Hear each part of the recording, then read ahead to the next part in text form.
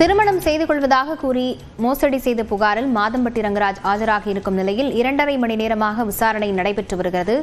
இதுகுறித்த விவரங்களுடன் செய்தியாளர் கோகுல் இணைந்திருக்கிறார். கோகுல், விவரங்களை பதிவு செய்யலாம். மாதம்பட்டி ரங்கராஜிடம் திருமண மோசடி தொடர்பாக மகளிர் ஆணைய தலைவி குமாரி ஏறக்குறைய 2:30 மணி நேரம் விசாரணை நடத்தினார்.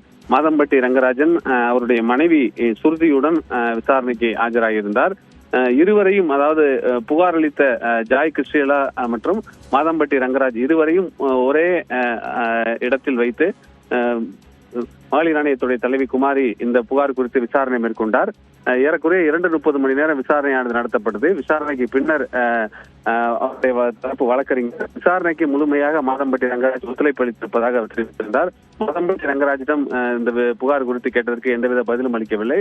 அவருடைய வழக்கறிஞர் மட்டும் விசாரணைக்கு முழுமையாக ஒத்துழைப்பு அளித்து வருவதாக தெரிவித்திருந்தார். தொடர்ந்து புகார் அளித்த ஜாய் கிறிஸ்டியலாவிடம் தொடர்ந்து விசாரணையானது நடைபெற்று வருகிறது. மீண்டும் மாதம்பட்டி ரங்கராஜனை சம்மன் அனுப்பி விசாரிக்க மகளிர் ஆணையம் முடிவு செய்திருப்பதாகவும் தகவல் வெளியாகிறது.